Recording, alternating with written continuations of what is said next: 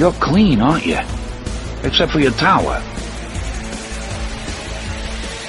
You're a tower junkie, Roland.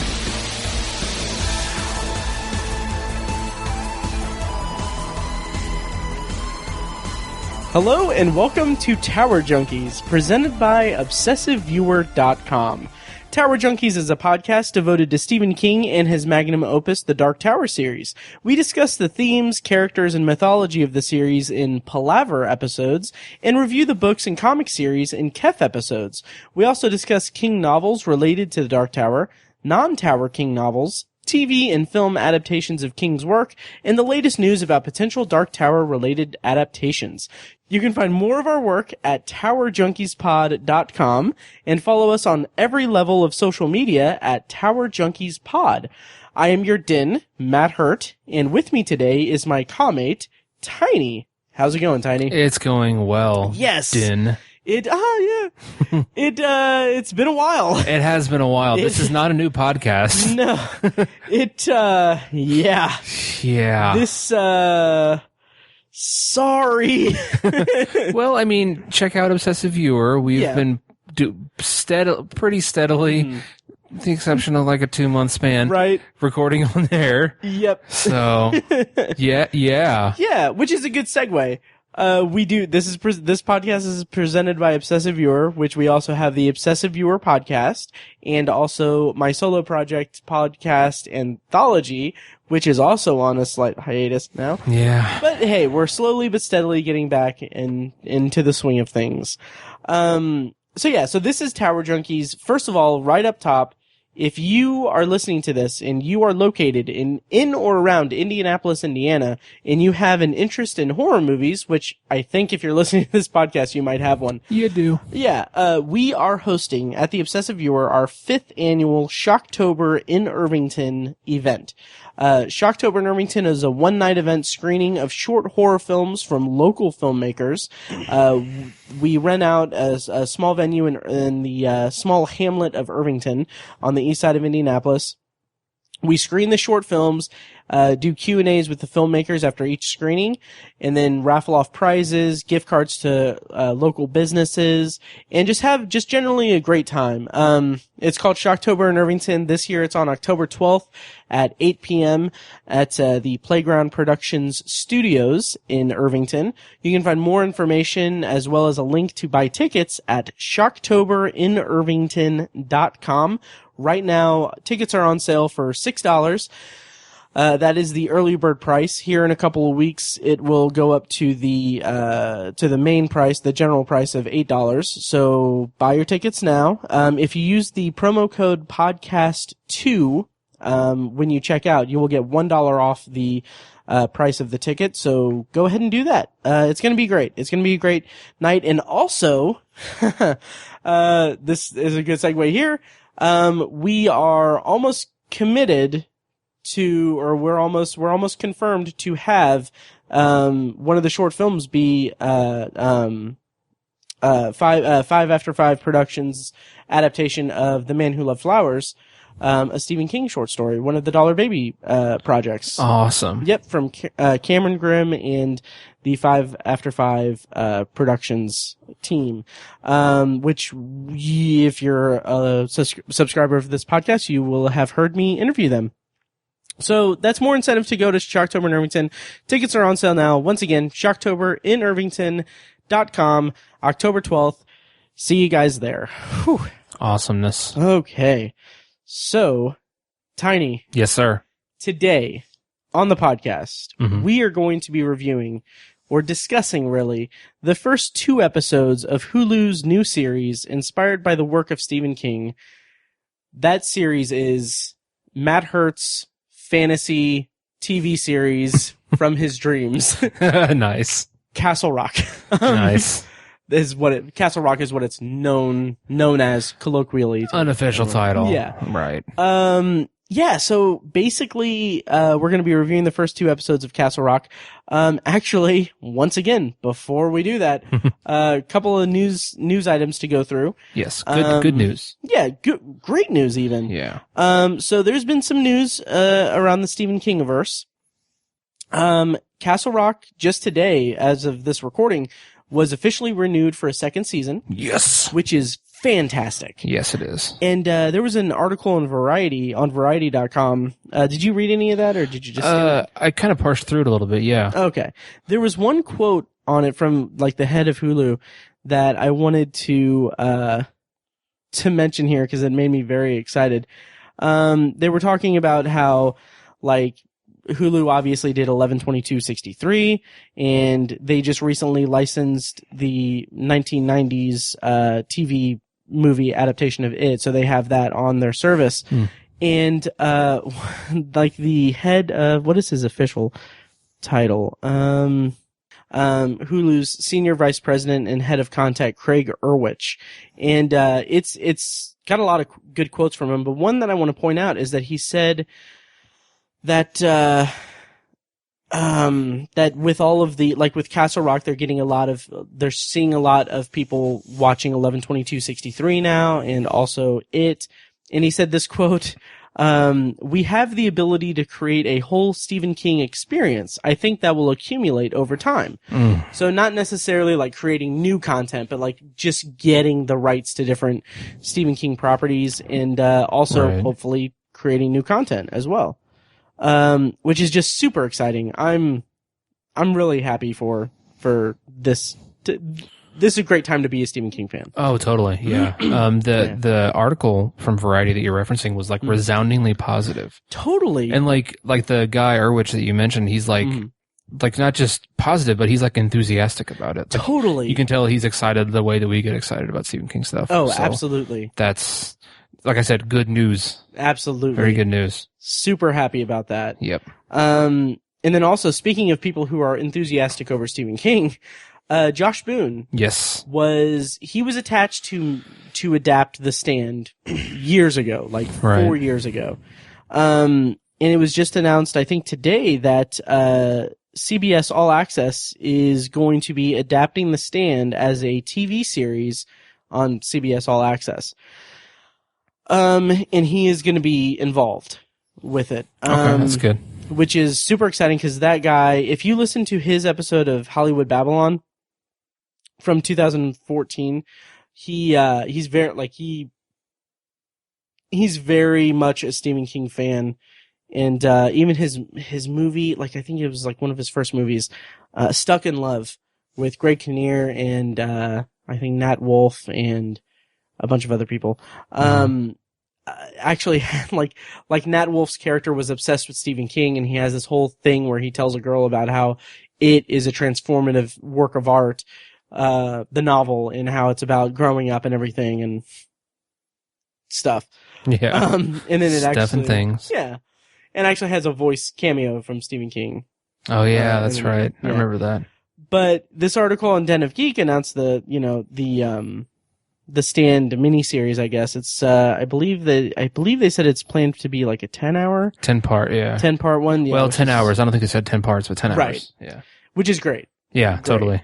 But this one, I do want to mention that, this article says, I'll just read it. Interestingly enough, Boone had considered Matthew McConaughey to play the villainous Flag before the project came to a halt. As we all know, McConaughey would go on to play a version of Flag in The Dark Tower, a disaster of a King adaptation that has forced Sony to go back to the drawing board and rethink the books as a rebooted TV series at Amazon. We can only assume, and this is kind of heartbreaking, we can only assume McConaughey won't be back for The Dark Tower and isn't interested in The Stand. Yeah. Which, I mean, who's to say, but I wouldn't be surprised if he wasn't interested in doing The Stand. Yeah, neither Which is a shame. Neither would He would I. be a great Flag. He would be a good Flag, yeah. Yep. And also, I think, just popped into my head, I think a great Flag would be James McAvoy. Oh, that would be great. He'd be a great Flag. After seeing Split. Oh, yeah. How diabolical he was in that. That would be good. Being interesting. I think there's a handful of good actors for to play Randall Flagg, so. I'll throw out a random one. Well, maybe not so random, because I can see him in like denim if he grows out his hair, but Josh Holloway. Okay, yeah. Totally. Yeah. Can see that. Yeah, but anyway, looks like I kind of buried the lead on the big news about The Stand the 10-hour limited series at CBS All Access. It says that the show is slated for the service's 2019 season. Yeah. So, like, it's not like we're gonna develop this and spend 2 or 3 years developing it. It's like, right. Do that. But, although CBS All Access's, like, boss, Mark DeBevoise, said, to be clear, we mean 2019, like a 2019 season. And to be honest, we are a little vague on what our seasons are yet. So we're just trying to get as much through that pipeline as we can. Which kind of feels a little bit like backtracking a little bit. Yeah, it does. But like it'll be a 2019 fall show, and it'll premiere like December 15th. Yeah. December 31st. Yeah. 11:59. Right. And 59 seconds. But yeah, I kind of hope that. I mean, my dream is that the Stan TV series in 2019. The Dark Tower TV series on Amazon Prime, 2019. Like, I kind of hope that the universe, or Ka, if you will, will put everything together for, Stephen King to have a great 2019. That'd be nice. If any year in his career were to have an even bigger, like, boost than he has in recent years, I think it should be 2019. Yeah, I agree. And also It Chapter 2 will be coming out in 2019. Yes, it will. Yeah. Yeah, another big year for Stephen King. Oh, yeah. And then the last bit of news, which I haven't read this novella, and I'm gonna wager a guess that you haven't either. I have not. Okay. So, In the Tall Grass, which is a novella that was written by Stephen King and his son, Joe Hill, is going to be adapted into a Netflix movie that is, let's see, I want to say that it was slated, I don't know when it's supposed to come out, but Patrick Wilson joined the cast. Nice. And he joins, there was someone else who was cast that I thought was really good. Oh, okay. No, it wasn't someone that was cast, but Patrick Wilson was cast, which I really enjoy Patrick Wilson.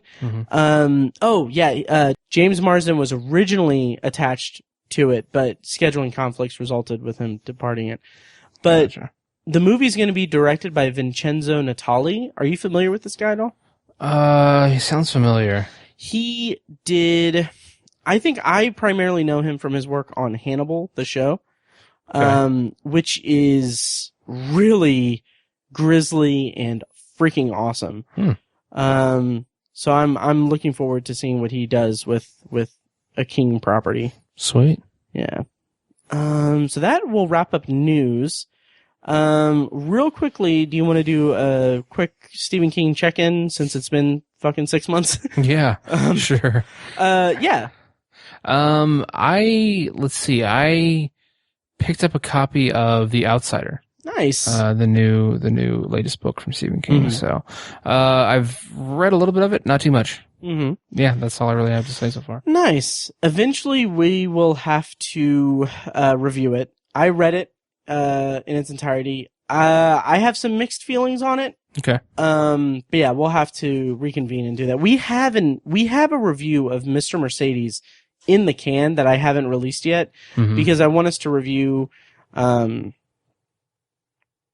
Finders Keepers and End of Watch and then kind of release them all in a short span concurrently. Yeah. And then after we do that, I think we should review The Outsider because spoiler alert, they tie in together in an interesting way. As old Stevie is wont to do. He is wont to do that. Just like the universe of Castle Rock. I still need to do my Stephen King check-in. Set it up, you knock it down. Fuck. Yeah. That's fine. We're still getting into the rhythm. Yeah. It's been 6 months. It's not like we haven't been podcasting for 5 years. I know, right? Jesus Christ, we've been podcasting for 5 years. We have. That is nuts. Like a boss. Yep. What's your check-in, brah? My check-in is that, as I previously said, I read The Outsider. Also read Doohickey. Okay. Listened to the audiobook. I think I'm going to do like a solo review of it, coming soon. But a couple other things I want to mention is that one is this is episode 18 of the podcast, and our plan is next time on the podcast very careful not to say week. Who knows? In 6 months, we will have episode 19. Yeah. Which I'm very excited for that episode, because I'm not going to say it. Well, I mean, if they go to the website and check the archive, they'll see it. But, yeah, it'll be a fun episode because it's the 19th episode. Yes. And it will be an episode that will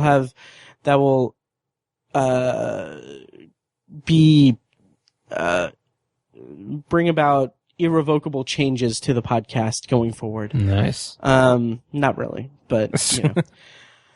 But anyway, and then finally, if you listen to Obsessive Viewer, you'll know that I have mentioned that I'm working on compiling a top 100 favorite movies of all time list, which is a good way of saying that I have a lot of time on my hands.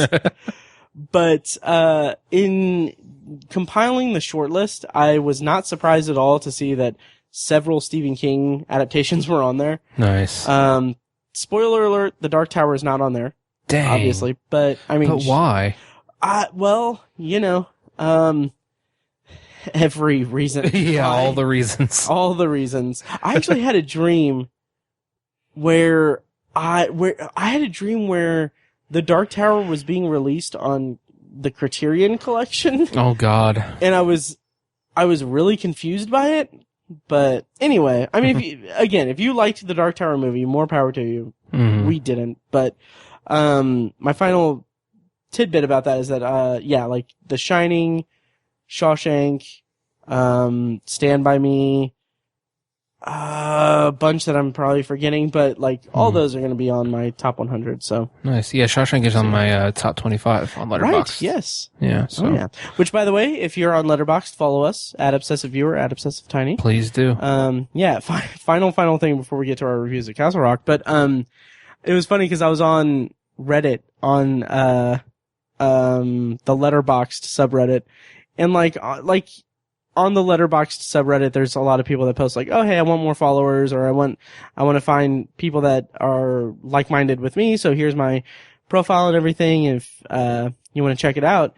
And, which is great because, you know, it's a great way to kind of connect with people. And that's kind of the point of, Letterboxd really is finding like-minded, movie fans. But I responded to one that was, so only 3 weeks ago? Interesting. I responded to one, said, I followed you, here's mine.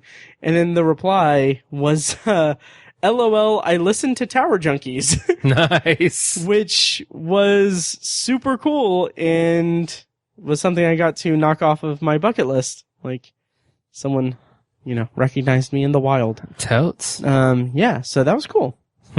So, you might say it rocked. Castle-y. Hey. Yeah. That's segue. Your segue was a lot better. I'm sorry. Yeah, that's all right. I did that. Timing was off. But anyway, Castle Rock, Tiny. Yes, sir. Finally. So the brief IMDb description: based on the stories of Stephen King, the series will intertwine characters and themes from the fictional town of Castle Rock. So, it's an anthology series based on Stephen King's work. Not anyone in particular, but there's plenty of Easter eggs and everything. The way that we're going to be doing these reviews, is we're going to tackle 2 episodes per podcast episode. So this episode is going to cover season 1, episode 1, Severance, and episode 2, Habeas Corpus. Both premiered on Hulu on July 25th. And, I think for this one, since we haven't peek behind the curtain, we've been postponing this episode for a variety of reasons, health reasons. Tiny's back got thrown out or something like that. It did. I had a skin infection. It was not pretty. And a skin infection. Yeah. How's that working out? It's actually much better. Thank you. Oh, good. Yeah. Good. Antibiotics are amazing. Oh, nice. I'll have you show me after we record. Yeah. Anyway, Jesus Christ. So I think for this episode, this is going to be kind of a more laid back one because it's been a couple weeks since we've actually seen the episodes or originally saw the episodes. And I think we're both at different parts in the series, so we should try to keep it just curtailed to episodes 1 and 2. Yeah. I think we're going to go full spoilers. So if you haven't seen episodes 1 and 2 of Castle Rock, stop listening, go watch them on Hulu, come back and listen. So let's talk about Severance, the first episode, and our initial thoughts on it. So IMDb's description is Henry Deaver, a death row attorney, confronts his dark past when an anonymous call lures him back to his hometown of Castle Rock, Maine.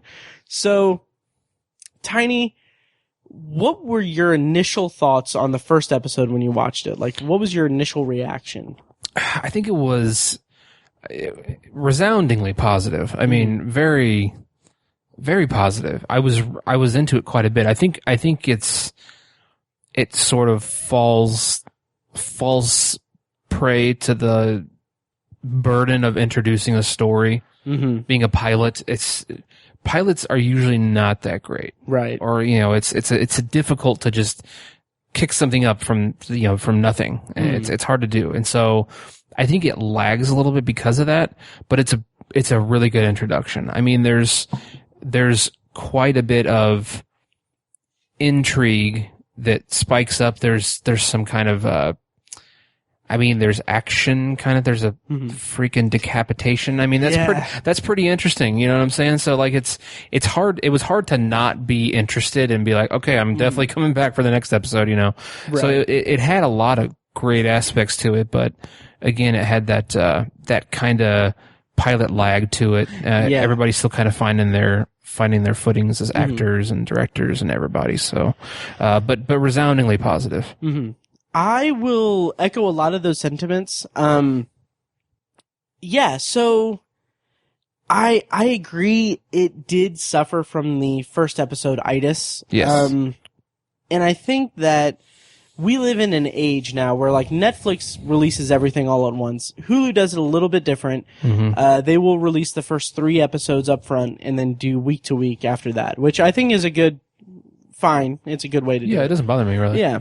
In this case, I'm glad that they did the first 3 episodes up front because that first episode, I'm gonna watch the show regardless. I'm going to love the show probably, biasedly. Yes. So I mean, I'll be as objective as possible, but I mean, the show is made for us. Yeah, really. Absolutely. Fans of Stephen King, fans of shared universes, fans of anthology storytelling, and fans of, mystery shows. Like, it is in our DNA to like this show. Yes. Having said that, though, there are some qualms I have with the first episode. I'll get to those in a bit. I do want to touch on the more positive stuff. The main hook of the first episode, one of the main hooks being that, we're introduced to Terry O'Quinn as the warden of Shawshank. That's such a cool sentence. Yes. And then suddenly he's committing suicide, which I think that was a very interesting hook. Absolutely. And I also kind of wish that, I mean, there's no possible way that this could have ever happened for me, but I love, and this is an episode that we'll do on Obsessive Viewer at some point, but I wish there was a way to erase my knowledge of Castle Rock and of the show, because the way, if I'm remembering it correctly, the way that it all plays out is that we're introduced to Terry O'Quinn. He's interacting with, I can't remember the actress's name, Barney's mom from How I Met Your Mother, who's doing this kind of weird accent that I wasn't too crazy about. Yeah. But, and then he commits suicide, and then the camera pans over the cliff and zooms in, and you see the Shawshank bumper sticker. Yeah. I don't know. It would have just been so cool, or it would be so cool if the technology existed to erase my memory of the show and have that be my introduction to the show and be like, holy shit, I'm watching a Stephen King show. Yeah, totally. Yeah, but that's just a weird thing that I thought. But, so I really like that they set it up that way and that's the introduction to the show. And it's kind of, it sets a certain tone. And I love that tone is mystery. It is, I think that this may be the closest the closest I've gotten to that feeling of watching Lost for the first time. Oh, wow. Which is not to say like it's as good in terms of quality characters and character development and everything, but just that feeling of I guess subjecting myself to the mystery aspect of it. Okay. I just think that it has that appeal to me. And I mean, I'm sure that that's, just the Stephen King mythos at work there. And then also J.J. Abrams is a producer on it. Also, it doesn't hurt that Terry O'Quinn is the first thing we see. So yeah, I dug that. Then we get the introduction of the kid, played by Pennywise himself, Bill Skarsgård. Yep. And I want to say that I was a little nervous when they introduced that. As a concept, I think it's really interesting, and I like that concept. And I just realized that we don't actually get that Terry O'Quinn isn't the first thing we see. We see the flashback with Alan Pangborn and Henry. Right. So yeah, but still, like seeing Pangborn on it, knowing that Alan Pangborn is a character in Stephen King, that would still be cool to see. See, I had never heard of him.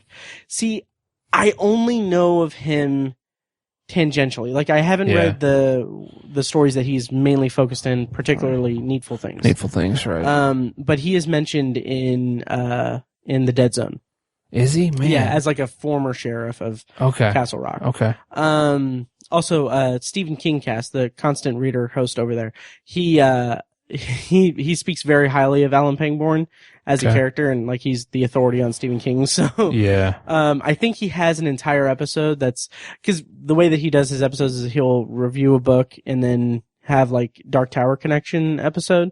Okay. And I think his episode for Needful Things was like the Dark Tower Connection one was Alan Pangborn, Gunslinger. That always stuck in my head. So I've always wanted to read Needful Things, but I feel like I have to go chronologically through the Castle Rock stories, even though that's just how my brain works. I get it. I get it. Yeah. But anyway, what did you think of the introduction of the kid and everything? Because if I may just finish my thought, and then I'm gonna let you start. Okay.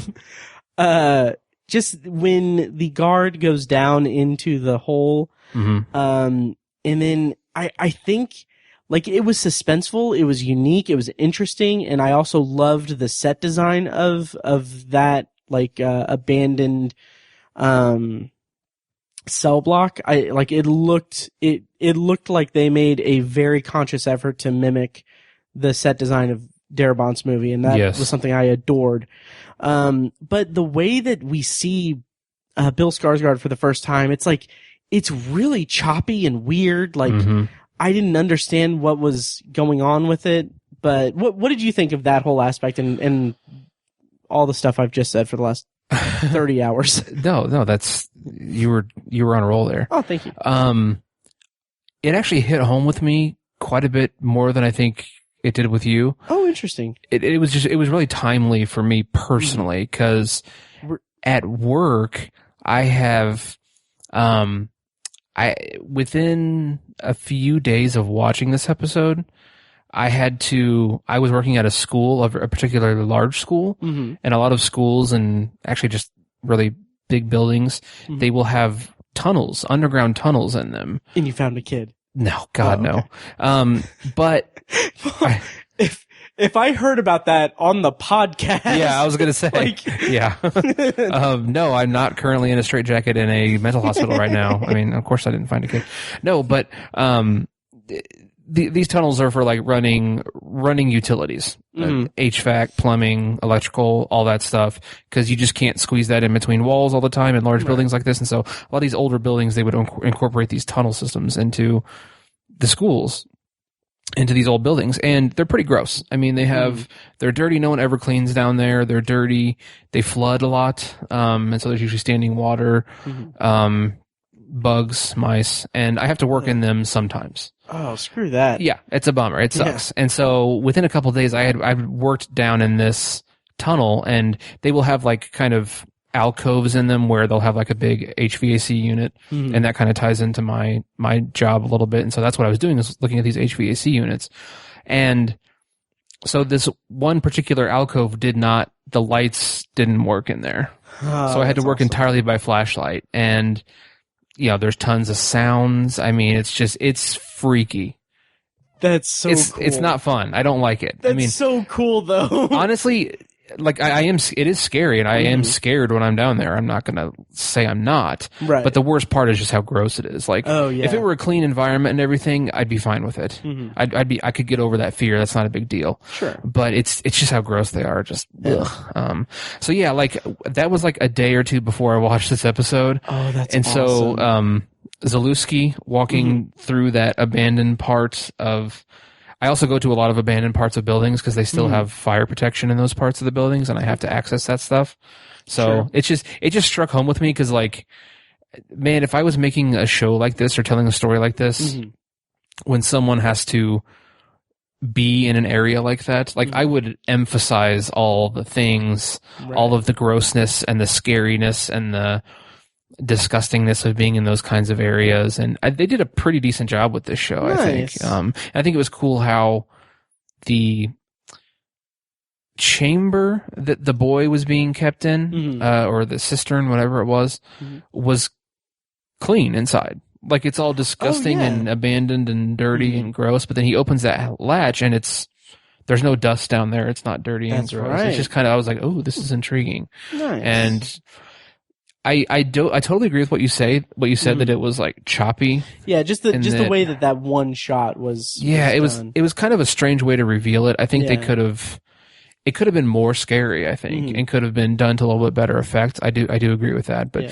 just that general scene where he's exploring the abandoned part, I think it was just very timely for me personally. Nice. I was like, yeah, I can understand how he would feel in that moment because I've been in a space like that recently. So. Whew. Yeah. Yeah. And I mean, I can relate because, with your, hardships at work and everything, I have to sit at a desk and type on a computer. Oh. Sometimes, Tiny, I have to print stuff out. Oh, how do you do it? Yeah, it's a struggle. It is a struggle. You're a saint. Yeah, I know. Yeah. So yeah, that was very timely for me. Nice. Yeah. So yeah, and we kind of brushed past this. We're not really necessarily going scene by scene, but I did want to touch on a very cool reference that I didn't.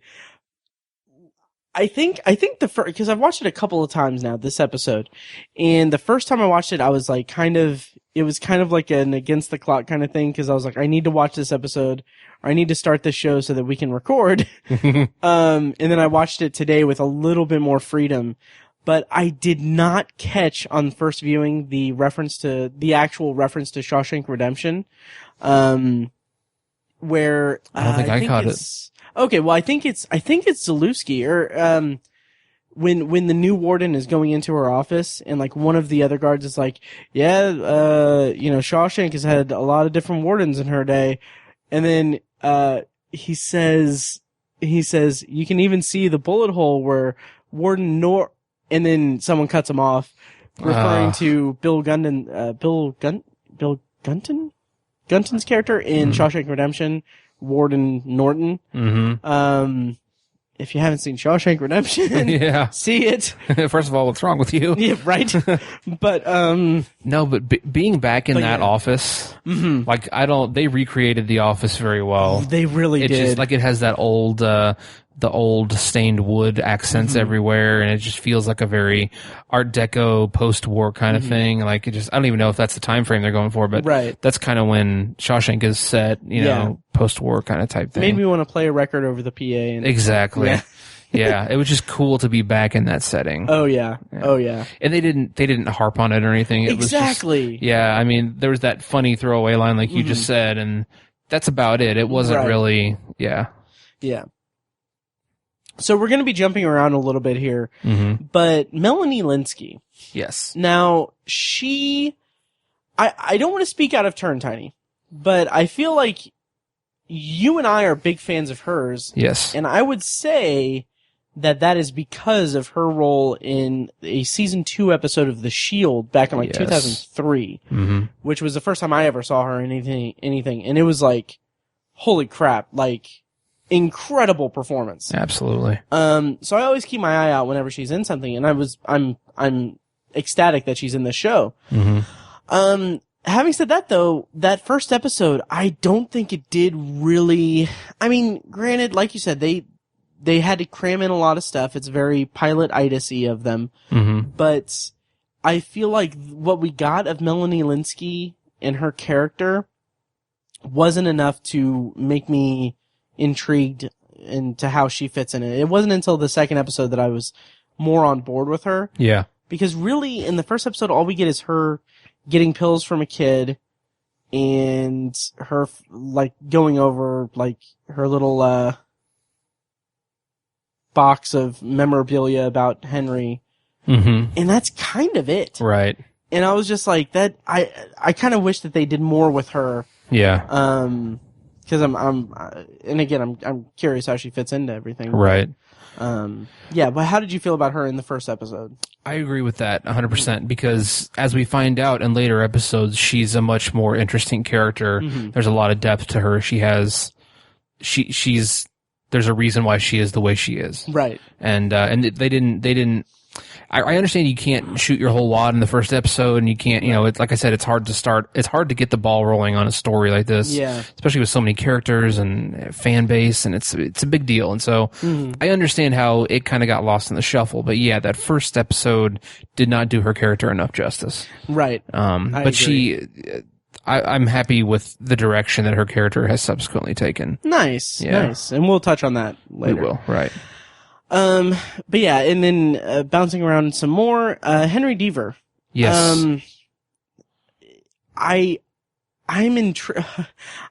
very intrigued by him, and I liked his introduction. He's kind of our focal character, I would think. Yes. At least in the introductory episode. He, I think, has an interesting angle. Like he's the character who's coming home after being, away for a long time. He's reconnecting with people. He's kind of just jumping into this weird mystery that's afoot. Mm-hmm. The whole, and also there's a little bit of a redemption arc for him, I think, because he's he's an attorney who his clients all go on death row. Yeah. And I did think it was a little, I wouldn't say a little much, but it was a little kind of that's kind of a weird angle to have him have a client who was an elderly woman or an older woman. And then, I don't know, it paid off well because she had that scene where she was executed and then he's checking out of the place and then an alarm goes off and this one orderly or nurse or woman passes by and says she came back to life. Yeah. But I thought that was an interesting hook for that character. What do you make of Henry and his introduction? I agree. I think it's really hammering home this idea that he is an underdog because he has this dark past that's slowly being revealed to us, and he's like the town's black sheep, right, if you will, not just the family black sheep, He's got this huge chip on his shoulder that, he's one of the only people who's fighting for himself. And it's he doesn't have a lot of people on his side. And I think trying to be a death row attorney in Texas is, you're just a glutton for punishment, essentially. Cause, it's Texas. Yeah. And so it really hammers that idea home. I think some people might complain that it was a little too heavy-handed or a little obvious even or something like that, but sure. I didn't have a problem with it because, like I said, with Melanie Lynskey's character, they kind of dropped the ball on that a little bit, getting her introduced, and you have a very clear-cut introduction to his character, I think, in this first episode. So I think it was a good route to take, and he's got kind of the ultimate chip on his shoulder. Totally, and also. I don't want to diminish the whole, she came back to life kind of thing. Yeah. Because I thought that was an interesting, mystery element to it, because it's clear, he has some kind of some kind of connection or some kind of weirdness to him or some mysterious aura or energy. something. Yeah. And like I didn't want it to sound like I was being dismissive of that because I thought that was an interesting angle. Right. And he's also a bit of an outsider to the town too.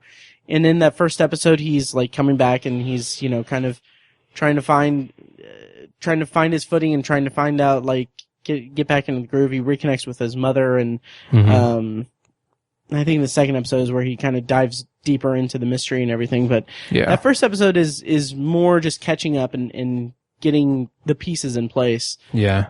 It's a lot of setup. Yeah, totally. Yeah. Anything else jump out about the first episode that you remember?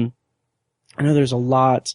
I liked the way that it ended with the kid in the cell, and then like on the when is it what's the guard's name? Zalewski, yeah. Zalewski.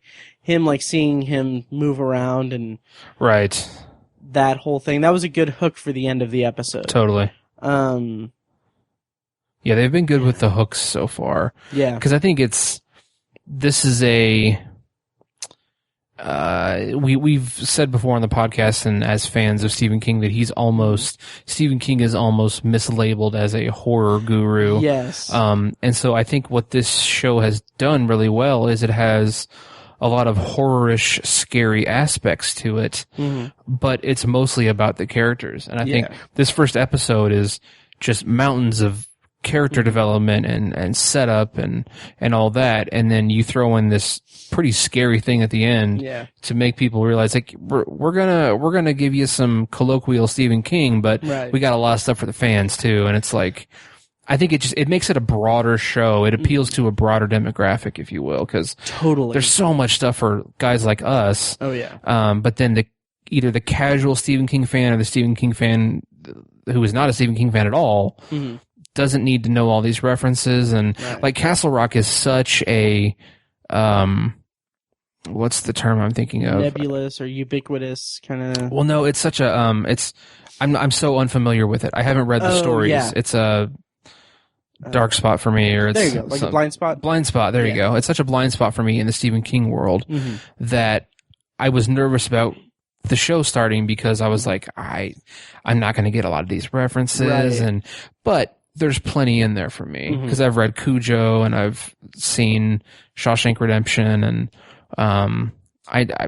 there's enough in there for me. When it comes to Castle Rock, I'm almost a casual fan because I haven't familiarized myself with those stories enough. So, but yeah, it's I think that concluding hook scene was really it was really well done, and it wasn't like over the top. It wasn't like super gory or ridiculously scary. It was very grounded. Yeah, I'll put it that way. For something so supernatural, it was very grounded. Totally. And then we also get the scene where we see the kind of flashback where Terry O'Quinn's character, who his name Lacey, yeah, Warden Lacey, where he is Dale Lacey.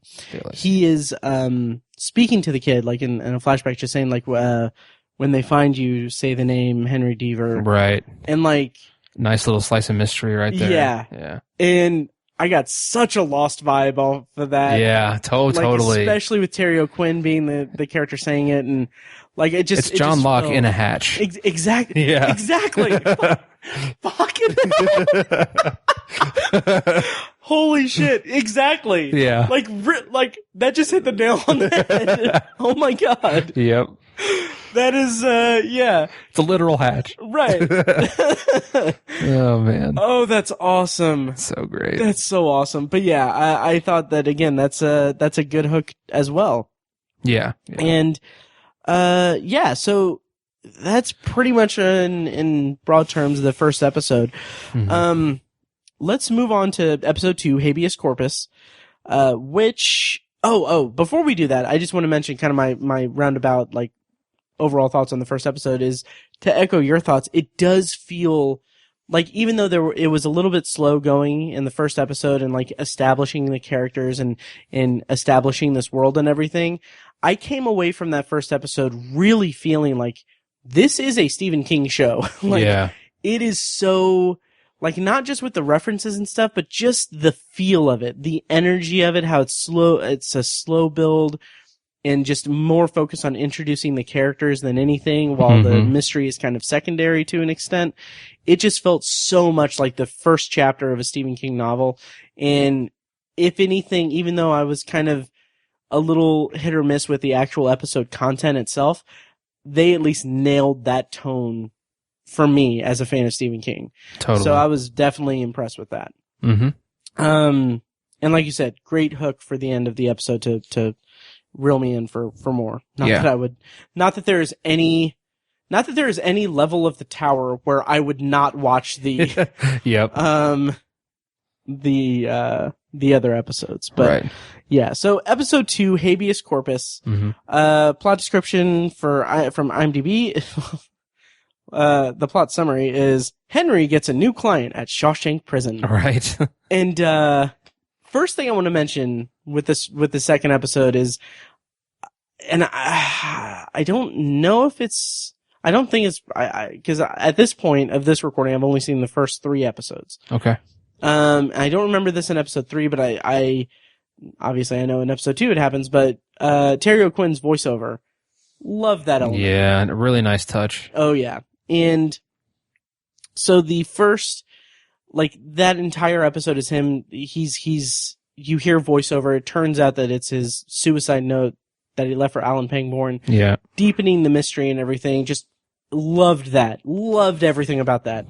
I want to highlight that the first, like, lines of the episode is like a rapid fire of Stephen King Easter eggs. Yes, it is. Yeah, and like I wrote it down. The Strangler and the dog, and it says the dog, the Strangler, and then he talks about when his brother committed suicide. He said that it was the fall after they found that dead boy by the train tracks. Stand by Me, the body, right? Awesome. Yeah, So yeah, that second episode kind of is more mysterious too, as well, deepening the mystery. What did you think overall of Habeas Corpus? And we can go somewhat point by point, because I actually have a little bit of notes on this one. I think it's a good second episode because I think they find their stride. That hook at the end of the first episode, they really build on it quite well. I think I'm not a big fan of narration and voiceover, but sometimes it's just a necessity, and it can be done really well. Yeah. And I think this was a pretty good use of it. I think, especially when it's contextualized so well. Like if it's just an empty voice, it feels even less personable and more of it takes you out of the story more, I think. But this was Alan Pangborn reading a letter. It wasn't like ridiculous voiceover, you know? Yeah. And so I think that added a level of authenticity to it, and it made it much more communicable for the audience. And then I think, in addition to that, I think some of the conflicts start to crop up a little more, and we get a clear cut of the direction we're going. We don't have a lot of information yet. There's still a ton of mystery, but we get a direction, and I think that's what your second episode has to do. And even a lot of great series have missed the mark on their second episodes. And so I think they did a good job with this one, kind of, especially with I think the through line or the crux of a lot of what's going on in Castle Rock has to do with what Henry Deaver went through as a kid, and they're revealing that very slowly. Yeah, I'm caught up. I've watched all 5 episodes, and tomorrow I'm going to watch the 6th. Yeah, as soon as you leave my apartment, I'm gonna nice. I'm gonna watch I'm gonna go back to episode 3, rewatch that, and then watch. Please do. So yeah, it's I'm enjoying the way they're revealing that. I think there's something you have to slow burn this thing. I think it just. Some people aren't going to like it, but it's what Stephen King does. Right. And they're being true to his vision when they're doing that, I think, so. Absolutely. And this episode, I really love the sense of mystery. It's very engrossing and intriguing to me. Like, we get that scene with Henry and the character Jackie, which we'll talk about. Yeah. The scene where she's implying that he murdered his dad. Right. And, just, I like the dialogue in that scene is so great because he's asking about a hotel, I think, or not hotel, but, a bar. And then she's saying like, oh, well, do you want the real version or do you want the cover story? And then they kind of go back and forth. And then she says like, well, how about this for a real story? Like, a young boy kills his dad, blah, blah, blah. And then he's like, is that a real story or a cover story? And then she's like, you tell me. And it's just like, I love the writing of that. Like, the dialogue is so great. Nice. Her name. Yes. I'm not as far as you are, but like, I heard that and I was like, that it threw me for a loop. Yeah. And I'm very curious how that's going to come into play. I'm very curious how it's going to tie in with The Shining. I kind of hope it's just a little one-off. Like she just named Jackie Torrance. There's nothing, it's only significant in the respect that it was the character of another Stephen King name. Right. Stephen King character. And see, I would, like, I do, I like that it kind of ties in, like, we know that obviously The Shining is going to be incorporated in some way because we know, like, when they did the first teaser, The Shining was one of the things that were shown in the barrage of Stephen King isms and references. And then also one thing that I enjoy in the opening credit sequence or the opening theme music sequence in the episode or in the show is that it shows like 217 in a couple of shots, and then there's like one shot where, because it's all like a bunch of Stephen King references and Stephen King pages, but you see one page that shows 217 with a red like slash against it, and then it says 237 above it, right? Which it's a very small thing in the intro, like music to an episode, right, to a TV show, and I'm just like, that's so cool. Yes. But yeah,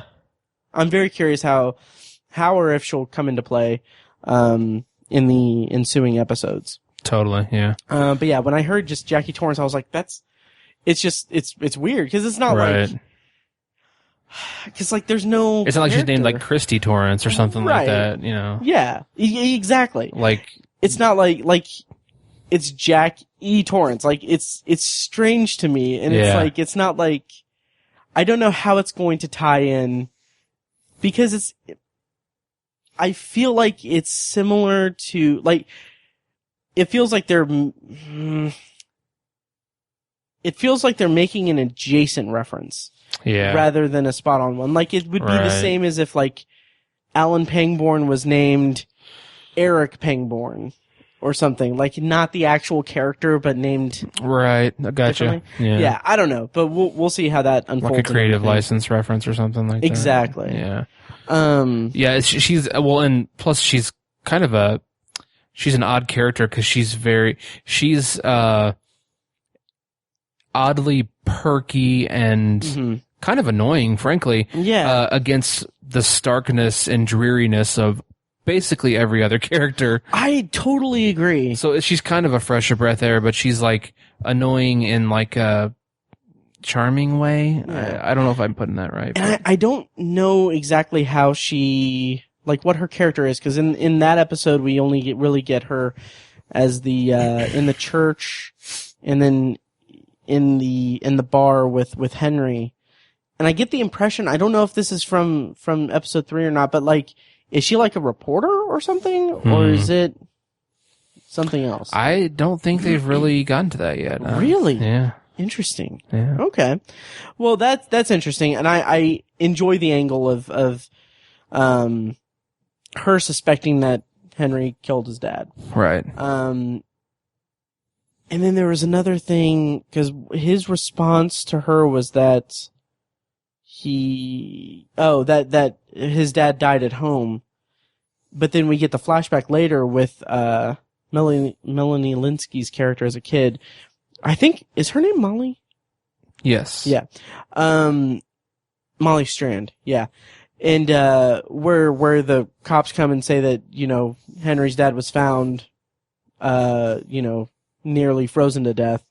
And so, like, I don't know, I feel like there's a disconnect there, or not disconnect, but a discrepancy there with his story and versus that, which, I mean, I'm sure that he did die at home. But it's just interesting that they have that juxtaposition there. Right. But yeah, so Molly Strand. The second episode definitely develops her a little bit more. Mm-hmm. She has some kind of psychic ability. Right. And we see her meet with, Alison Tolman, from Fargo. Like, she's in Castle Rock, she's her sister. I love that actress. She's great. Okay. I'm not really familiar with her. She's really, like, seek out some of her work. She's really good. Like, you should definitely watch the first season of Fargo. Yeah, I really should. Yeah. It's, cause like, I've only watched the first season, but I need to go back and watch all of them. But anyway, that's for our Fargo cast. Mm-hmm. Coen Brothers cast. Coen cast? Don't tempt me. That would be good. Yeah. But anyway, so I like that we got bits and pieces more, and also we got flashbacks of her childhood and her kind of connection with Henry. What did you make of that, and how did you feel about the way that they developed that in episode 2? Yeah, I at first I thought she had the shine, quote unquote. I thought that's what she had, but I don't think it is. The shine or the touch? The touch, yeah. Whatever you want to call it. I don't know. I think it's more towards the touch than it is the shine. Because I feel like in she's got the shinning. The shinning. Please don't sue us. But I feel like in The Shining, the story, it's more of a community of people who can shine and they can really communicate with one another. Mm-hmm. But within the universe of Midworld, or with the whole Jake Chambers, I feel like he's more of like a psychic, like full on. He also has the shine, but it's like an enhanced shine, and so maybe that's more what she has. Because I feel like in The Shining, it's like Dick Halloran and the kid Danny Torrance. Mm-hmm. They can really just communicate with each other mostly, and other people who shine. Mm-hmm. Whereas Jake Chambers can just read people's minds, to an extent, and so I feel like it's kind of, maybe Molly Strand is an amalgam of those two things, or maybe she's not. Maybe she's something entirely different. I don't know, but she's very, I guess, empathic. Yeah, exactly. Right, kind of like the chicken Guardians of the Galaxy. Yeah, totally. But yeah, I think it's revealed quite staggeringly. And you've only watched the first 2 episodes, but I love the direction that takes. Nice. You'll see. Nice. But it's well done, and I think it's kind of funny to see her wield it, or essentially try to keep it at bay. Okay. Like she can't control it, I think that's interesting how she's basically has to keep herself almost stoned to keep it at bay, I think that's a cool aspect to it, typically, I don't know, it's interesting that she doesn't embrace it and like use it in different ways. I don't know. But I'm fascinated to see where that eventually goes. Sweet. Yeah. Yeah. I mean, I just love Melanie Linsky. I'm so excited to see her stretch her powers. Right. in it. Yeah. So we didn't really talk about this when talking about the first episode, but how do you feel about Scott Glenn as an actor, as Alan Pangborn? Freaking legend. Right? I love Scott Glenn. Me too. I mean, he's like the ultimate kind of tough guy. Mm-hmm. Like he's always I feel like he's always a badass. I don't know if maybe I just haven't seen all his work, but I don't know. I just really like a grizzled badass. Yeah, like he's a grizzled man. That's a good way to put it. Yeah, like Sam Elliott. He's got that kind of, like he's not gonna play. Like I remember Sam Elliott played like kind of a hippie guy on Parks and Rec, and I was like, why? That's not Sam Elliott. I mean, he did okay, but I was like, don't do that to Sam Elliott. He plays the exact opposite on The Ranch. On Netflix, like he's this very conservative, tough guy, and that's who Sam Elliott is to me. Nice. And so like I feel like Scott Glenn's the same way. I feel like he's a character actor pretty much to a T, but he's kind of transcended that, and that he's he's not just like, oh, he's that one guy from that thing. It's like, right. He's Scott Glenn. He's Scott Glenn in right. that thing. Yeah, exactly. So I love the guy. I think he's a really magnetic actor. Especially as of late in like Daredevil. Yeah. Oh yeah. So freaking good in that. Mm-hmm. Yeah, he's a fantastic actor. Absolutely. And his role in Castle Rock, like, granted, I don't know Alan Pangborn from the books. I don't know that character from the Stephen King universe, but for the character that they are introducing in the show, having not read any of the stories involving him, he still seems like he's the perfect fit for that character, because that is the way that they're developing him in the show is very much a Scott Glenn character. Yes. Like, I was floored, and we're jumping around a little bit again, I'm sorry, but I was so floored at the end of the episode when we hear the end of Terry O'Quinn's narration saying that there's still a defender in Castle Rock, and like you just see Alan Pangborn burning up the note and everything. It's just like, oh, this is gonna be good. Yeah, I love his character, because I feel like he's seen some shit and he's done some shit that a lot of people would question. Yeah. And we don't even know what those things are, but we know that he's like the Dark Knight of Castle County. I feel like, he's plunged his hands in to the fill so that you can keep yours clean kind of character. Right. And he stands by those actions. Yeah. Like, yeah, I watched The Dark Knight recently, so that's where that came from. He's the hero we need, but not the one, we're the one we deserve, but not the one that we need right now. Right. Yeah. So, but he's, unlike, Jim Gordon and Bruce Wayne / Batman, he's like, yeah, I did that shit and I'm glad I did it. I'd do it again. Like, he's not keeping a note in his jacket. Right. So I feel like that allows his character a ton of license to just like call people on their shit and just be very direct. And like, he strikes me as the kind of guy who just never says, I'm sorry. You know what I'm saying? And I love when he's basically clashing with Henry. I think those two on screen, I love seeing them together. Me too. And then to kind of wrap this thought up, his scene at the bar with the new warden. Yes. At Shawshank. That was the second episode, right? Yeah, it was. Okay, good. That was, I think, a great example of it.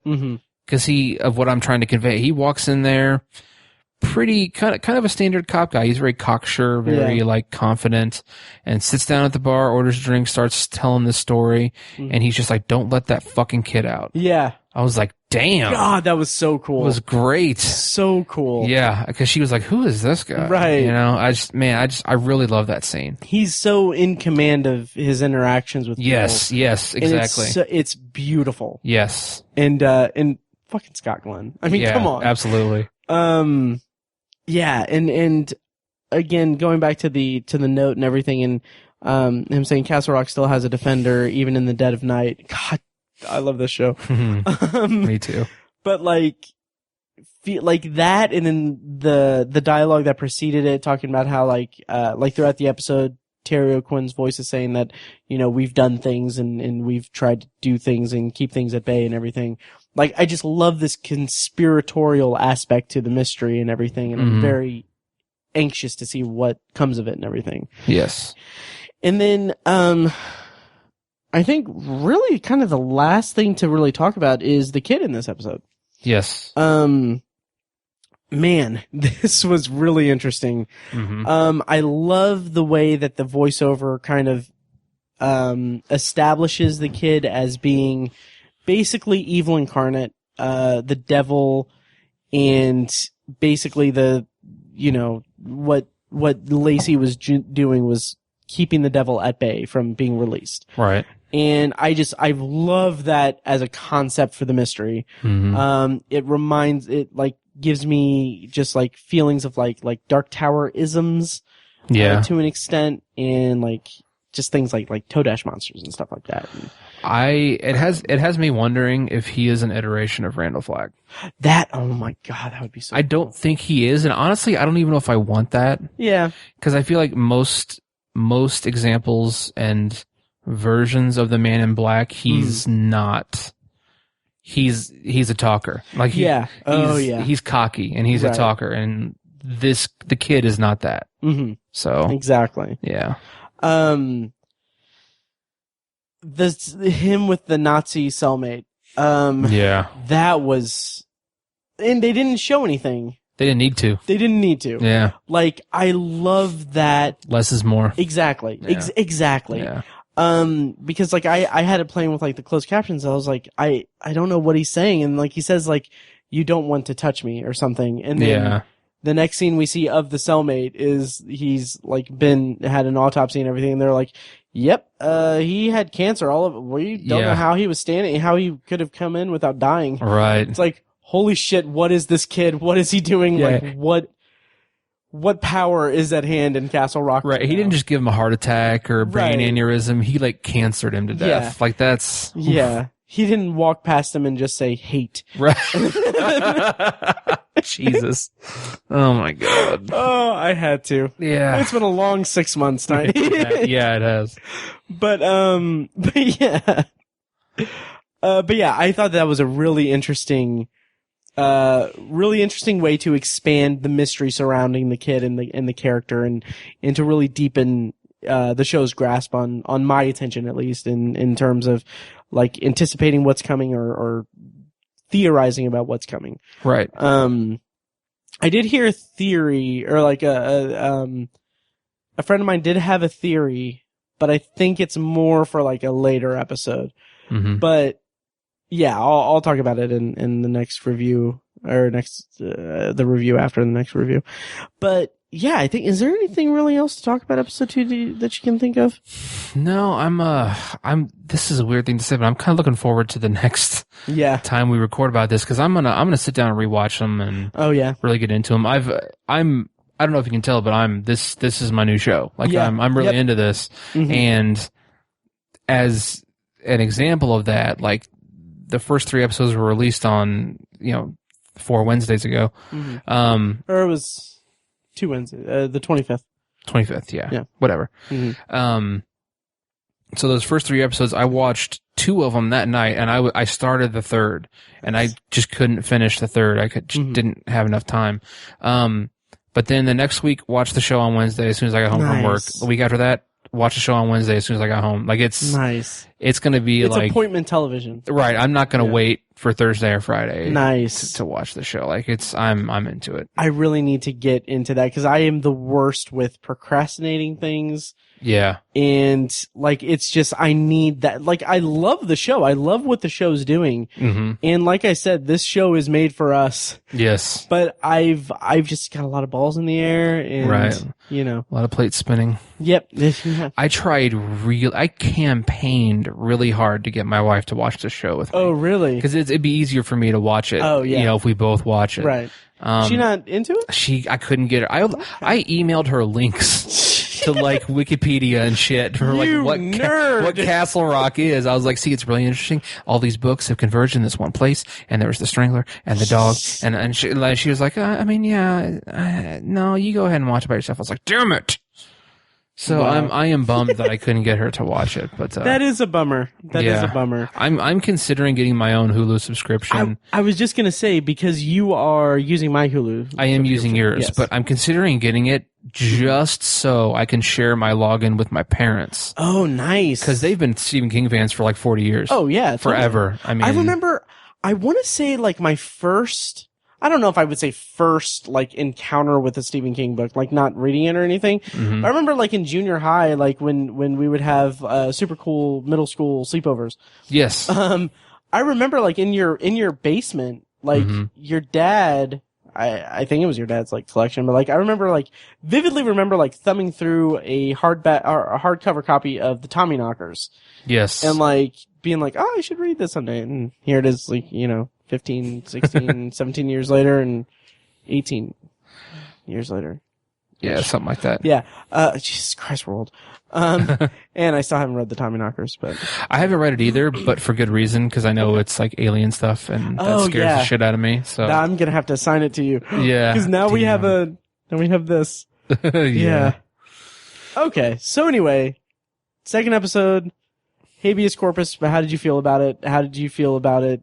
Like you said, you finished it and then you started the third episode. Like, what was your mood going into the third episode, like, before you started the third episode? I'm trying to remember the ending of... It was Pangborn burning the letter, right? Pangborn burning the letter and the dog digging up Terry O'Quinn's head. Yeah. Again, I feel like that's kind of... The dog digging up Terry O'Quinn's head is kind of like... Here's how we're going to hook in the non-Stephen King people, because that's, again, it's shocking, and it's like, whoa, and It's so... The missing head, and 2 episodes into the show, is probably my least, the mystery I'm least intrigued in. Yeah. Intrigued about. There was also a scene where Pangborn was digging up, he was digging up a dog, and he took a picture of it, and I don't know if that's going to come into play later, but. Yeah, I don't know. Well, I think I read somewhere that it was like a Pet Sematary reference. Oh my God, that's, oh man. Which is another blind spot for me. I've never read that. Dude. Yeah, I know. I've seen the movie. Dude. Okay, calm down.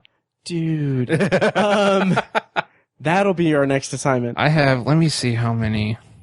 I have at least 2 Audible credits. Yeah. I just got my 2 Audible credits because I have the membership that gets 2 credits. Oh, okay. Yeah. Like as we were recording, I got the email saying like, "Hey, here's your new credits. Here's what's new." But I mean, I already have Pet Sematary and everything on there because it was the new version that's read by Michael C. Hall. Done. Did you get it? No, okay. That might be what I do next. Nice. Like next, you'll buy next or listen to next? We'll see. Okay. We'll figure it out because we do need to have an episode review or like a novel review. To get back in the swing of things here. Yes. I'm gonna actually download Pet Sematary to my phone. Anyway, yeah. So I mean, I'm very intrigued and very into it so far. Me too. Yeah, and I think should this just about do it for this episode? I think so. Yeah. Okay. Speaking of new content and reviewing movie or reviewing novels and everything. Like I said, I'm going to do a solo Doomickey novel review here in the coming weeks. Next time on the podcast, though, we're going to be episode 19, which is going to be a fun episode for us. We have a special episode planned that I'm really looking forward to. Cause it involves lists and I love lists. Also, frequent guest on Obsessive Viewer and past guest on Tower Junkies, Robert Feckus, has read The Gunslinger. So nice. That should be the next assignment because we need to have him on to review The Gunslinger. My original plan was to have Tony Troxel from Geeking in Indiana have him read The Gunslinger or read the books, and then me do a one-on-one review with him of the book overall, and then with Feckus we would do a part-by-part review of each book. So, like, The Gunslinger would be divided into 4 or 5 parts, and we would do a deeper dive on there. And then my thought was, when we would have those 2 concurrent review series going, and then once it's ended, we would have them both on to talk about the series. Right. But we'll see. Yeah, we'll see what we can work out. But the important thing is that Feckus has read The Gunslinger, and he actually just texted me while we were recording with a reference to the drawing of the 3. So we are a Dark Tower podcast, and we are going to have Dark Tower content coming soon. So, having said that, Tiny, is there anything else that we need to cover here? I don't think so. I don't think so either. So we are going to... I'm going to go ahead and reiterate Shocktober in Irvington tickets on sale now, October 12th at Playground Production Studios in Irvington. All of the proceeds go to the Irvington Historical Society. We're going to have short horror films from local filmmakers, including Cameron Grimm and 5 After 5 Productions. Their adaptation of The Man Who Loved Flowers from, I believe it's from Night Shift, Stephen King's short story collection. Really great group of guys, group of people, and really fun short film. So we will have that there. More information at shocktoberinirvington.com. And yeah, Tiny, is that it? That's it. All right. Well, long days and pleasant nights. And may you have twice the number. Thank you for listening to Tower Junkies, a Dark Tower podcast presented by ObsessiveViewer.com. You can find more of our episodes at TowerJunkiesPod.com, and you can subscribe to the show on iTunes, Google Play, Stitcher, or anywhere else podcasts are found. If you'd like to donate to the podcast, you can find ways to do that at TowerJunkiesPod.com/donate, or become a patron for Obsessive Viewer at Patreon.com/ObsessiveViewer for recurring donations with different reward tiers. Every donation goes toward paying the fees to keep the podcast running and is greatly appreciated. Any and all feedback on the podcast is encouraged. You can contact us by emailing us at matt@obsessiveviewer.com or by tweeting us at TowerJunkiesPod or at ObsessiveViewer and at ObsessiveTiny. You can also like us on Facebook at facebook.com/TowerJunkiesPod. For more podcast content from ObsessiveViewer.com, check out Anthology, my solo side project podcast where I'm reviewing The Twilight Zone as a first-time viewer and exploring other classic and contemporary science fiction anthology television shows. You can find Anthology at anthologypod.com and anywhere podcasts are found. Finally, if you're philosophically curious, check out Tiny's side project podcast, The Secular Perspective, which explores the concepts of faith, religion, and existence from the perspective of secular hosts Chad and Amanda. You can find that at thesecularperspective.com and subscribe to the podcast on the app of your choice. Once again, thank you for listening to Tower Junkies, and we'll see you next time.